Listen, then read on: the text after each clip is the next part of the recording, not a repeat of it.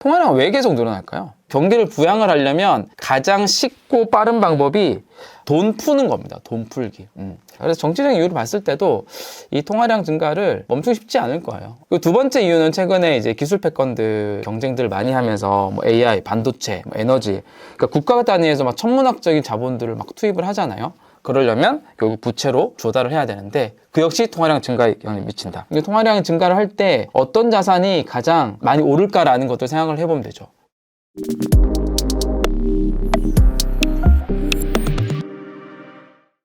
네, 안녕하세요. 이장우의 비트코인 머니플랜입니다. 네, 잘 지내셨나요?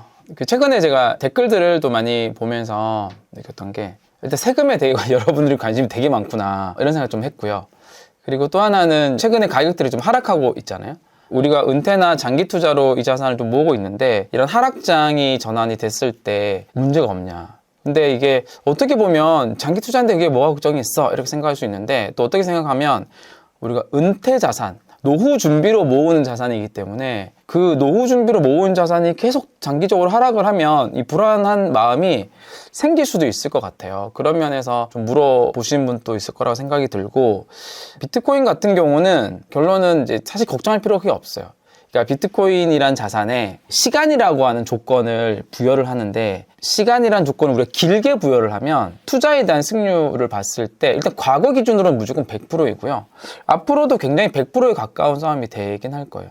그러니까 우리 비트코인을 투자해서 실패하는 사람들의 이유는 너무 짧은 시간을 가진 돈, 그러니까 당장 다음 달에 써야 되는 돈, 6개월 뒤에 써야 될지도 모르는 돈을 이 자산에 투자를 하기 때문에 손실을 보는 사람들이 간혹 나오는 거거든요. 그나마 비트코인은 좀 적고요. 이게 비싸 보이잖아요. 이게 비싸 보이다 보니까 이제 알트코인 투자하다 보니까 큰 손실을 많이 보는데, 그냥 비트코인에만 투자하면 사실은 그런 확률이 낮은데 그럼에도 불구하고 그 시간이 짧은 돈들은 그럴 가능성이 있어요. 근데 시간이 어느 정도 긴 돈, 그러니까 시간이 길다라고 하는 건 뭐냐면 당장 찾지 않아도 되는 돈, 뭐 1년 뒤, 2년 뒤, 3년 뒤 버틸 수 있는 돈, 이런 돈들을 말하거든요. 그러면 거의 승률은 이제 100% 올라가고, 이제 승률만 올라가는 게 아니라 수익률도 보면 제가 오늘 이 데이터를 또 안 가져왔는데 그 데이터를 예전에 되게 많이 활용했었거든요. 하고 나서 1년 뒤는 뭐 마이너스 30%, 50% 될 때도 있어요. 하락장 만나면. 근데 2년 지나면 적립식으로 꾸준히 모은다고 쳤을 때 50% 수익률 이상이 될 확률이 거의 7, 80%가 됐고요. 3년이 지나면 거의 한 8, 90% 다 올라가고요. 그러니까 어느 정도 시간을 투입하면 기본적으로 이 우상향하는 자산이기 때문에 그냥 좋았다라는 말씀을 좀 드려볼 수가 있을 것 같습니다. 지금 걱정하시는 분들은 어떤 분들이냐면, 단기적으로 필요한 돈들을 이쪽 시장에 넣었을 때 만약 비트코인 지금 뭐 여기서 30%, 50% 더 하락되면 어떡하지? 그럼 지금 팔아야 되나? 이런 고민들 끊임없이 하게 되거든요. 그래서 저는 이제 일정 시간에 있는 돈을 넣는 게 되게 중요하다, 이렇게 좀 말씀드리고 싶습니다. 그리고 제가 최근에 이제 들었던 질문 중에 이런 게 있었어요. 자기는 앞으로 화폐가 이 달러에서 코인으로 바뀔 것 같대요. 여러 가지 뭐 유튜브도 보고 자기 공부를 해보니, 그래서 앞으로 달러에서 코인으로 이 화폐가 바뀔 거니까 이 코인을 장기 투자로 모아가는 게 괜찮겠죠, 이렇게 물어보시더라고요. 이분 좀 듣긴 들었는데 너무 이게 부분적으로만 이해를 했구나 싶더라고요. 그래서 저는 그렇게 생각하지 않는다라고 얘기했어요. 그러니까 달러가 사라지고, 그러니까 법정화폐가 사라지고 코인이 법정화폐를 대체하는 날은 뭐 저희 생애는 힘들지 않을까요? 우리 생에 달러가 비트코인으로 화폐가 바뀌진 않더라도 달러 발행량이 엄청나게 앞으로도 많을 거다. 그리고 우리는 한국에 살고 있으니까 한국의 법정화폐는 원화 발행량도 앞으로 엄청나게 많을 거다. 이런 것들을 예측할 수 있죠. 그렇게 통화량이 많이 늘어났을 때 어떤 자산이 가장 많이 오를까, 이런 관점으로 생각을 해보면 장기적으로 오르는 우리가 자산을, 은퇴 자산을 해볼 수 있을 것 같아요. 여기 보시면 이제 한국도 빨간색 그래프 되면 최근 5년 보면 벌써 한 35% 늘었고요. 미국이 그나마 좀 적게 늘었는데 한국이 훨씬 더 많이 늘고 있다. 근데 이거는 시계열을 5년, 10년 늘려다 보면 10년 기준에 한 2배 정도 통화량 많이 늘어있고, 그러니까 통화량이 계속 늘어납니다. 통화량은 왜 계속 늘어날까요? 이런 질문이 되게 중요한 것 같아요. 결국은 우리가 비트코인이라고 하는 자산을 장기 투자를 하려면 여기서부터 저는 좀 생각을 해야 된다고 좀 생각을 하는데, 그럼 통화량은 왜 계속 늘어날까라는 겁니다. 안 늘어날 수도 있지 않냐? 이런 생각을 하는 사람이 있죠. 근데 저는 여기서부터 생각했을 때 통화량이 계속 늘어난 이유 중에 가장 큰 이유가 정치적인 이유라고 좀 생각을 합니다. 구조가.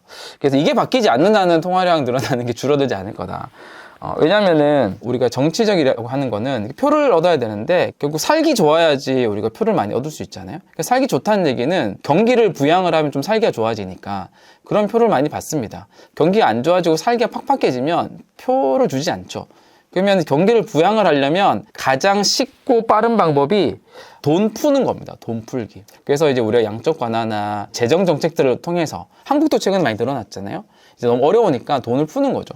근데 이제 이게 경기가 그래서 부양이 되고 경기가 좋아지면 다 시장에서 돈을 걷어들이는 행위, 그 세금을 걷거나 해서 좀 밸런스를 맞춰줘야 되는데 이 세금을 걷는 행위는 인기가 별로 없는 행위이거든요. 그러니까 표를 잘 받을 수가 없죠. 그러니까 이제 그 행위는 잘 안 하게 되는 거죠.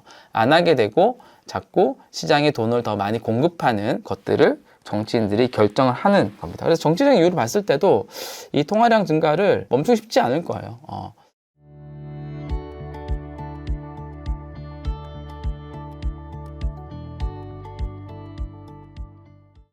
그 두 번째 이유는 최근에 이제 기술 패권들 경쟁들을 많이 하면서 뭐 AI, 반도체, 뭐 에너지, 그러니까 국가 단위에서 막 천문학적인 자본들을 막 투입을 하잖아요. 그래야지 지금 이 패권을 잡아야지 앞으로 30년간의 이 국가가 어떤지 경쟁력을 유지할 수 있다라는 관점 때문에 국가 차원에서도 천문학적인 돈이 투입되고 있다. 그러려면 결국 부채로 조달을 해야 되는데 그 역시 통화량 증가에 영향을 미친다. 통화량이 계속 증가한다라는 거예요. 통화량이 증가를 할 때 어떤 자산이 가장 많이 오를까라는 것도 생각을 해보면 되죠. 그래서 통화가 증가되면 모든 명목 가격이 다 오르긴 해요. 뭐 밥값도 오르고요. 모든 생필품값들이 다 오르는데 부동산도 오르고 이제 특히 공급이 고정된 희소한 자산 있죠? 그런 가격들이 더 빠르게 가격이 오릅니다. 그러니까 공급이 쉽게 늘어나는 자산 있잖아요. 공급이 쉽게 늘어나는 재화는 단기적으로 막 그 수요 때문에 급등을 하더라도 이 장기적으로는 이제 공급이 다시 증가하니까 그 다시 원래 이제 균형가로 돌아오거든요. 코로나 때 이제 마스크 같은 것도 그런 것 중에 하나네요. 수요가 일시적으로 많으니까 가격이 엄청 올라갔잖아요.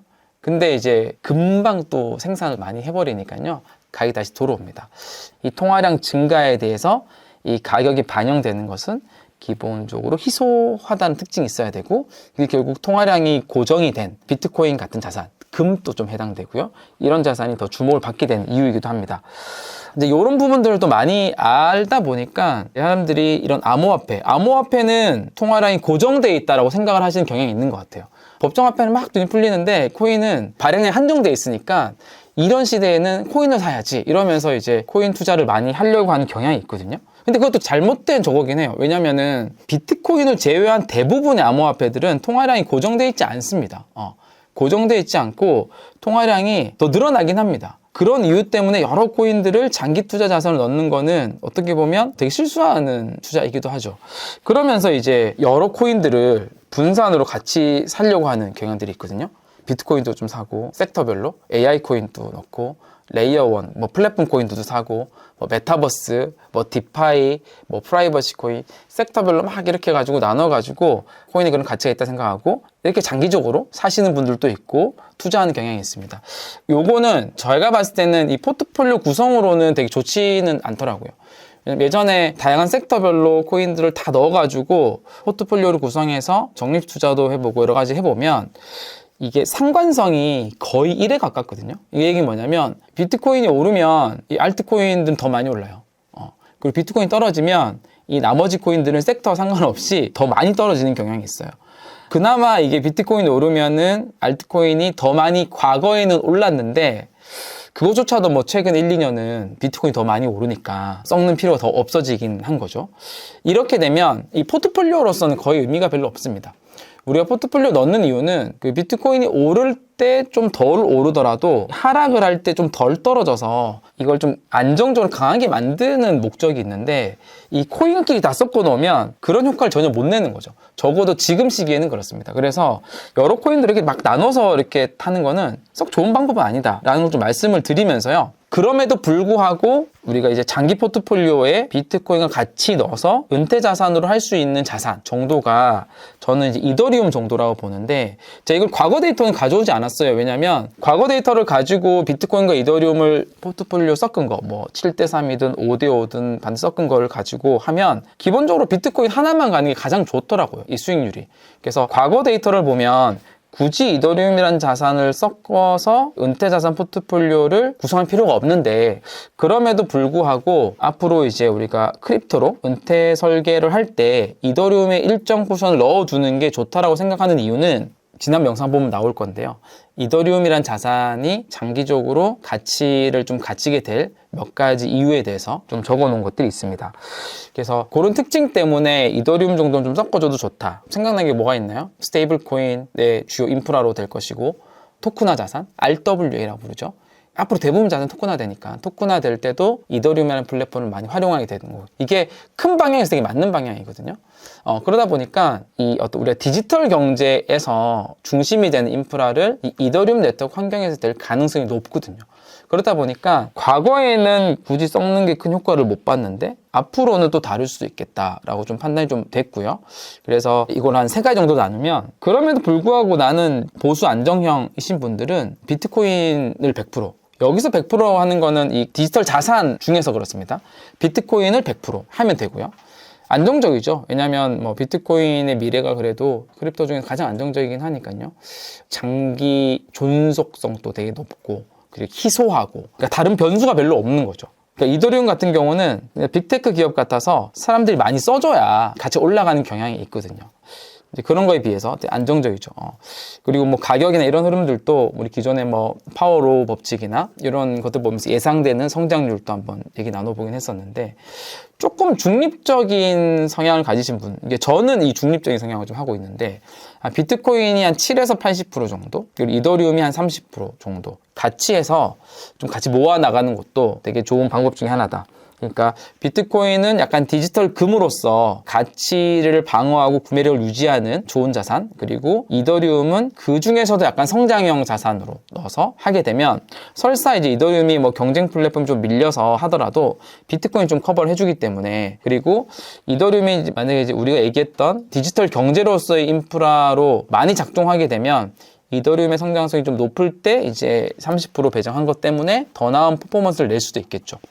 그리고 이제 이더리움은 비트코인과 다르게 스테이킹 이자를 연 한 3에서 4% 정도 받을 수 있기 때문에 어떤 부가적인 보조 수입의 역할도 할 수도 있습니다. 우리가 100이더를 스테이킹을 해두면 1년에 한 3이더 정도, 4이더 정도를 이자 형태로 받을 수 있습니다.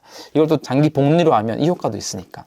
근데 좀 더 공격적으로 하실 분들은 5대5 정도로 하셔도 될 것 같습니다. 근데 만약에 이제 요 포트폴리오에서 이게 다 뭐 암호화폐라 가지고 불안할 수도 있잖아요. 그러면 금이란 자산을 또 한 10에서 15% 정도 같이 배정을 하면, 금도 요즘은 거래소에서 금 토큰이 또 있어요. 금 RWA, 뭐 테더 골드라는 것도 있고, 뭐 팍소스 골드라는 것도 있고, 한국 거래소에만 금 토큰을 같이 또 비중을 넣어서 하면 아마 요거보다는 좀 더 가치가 안정되게 갈 가능성이 좀 있을 것 같습니다.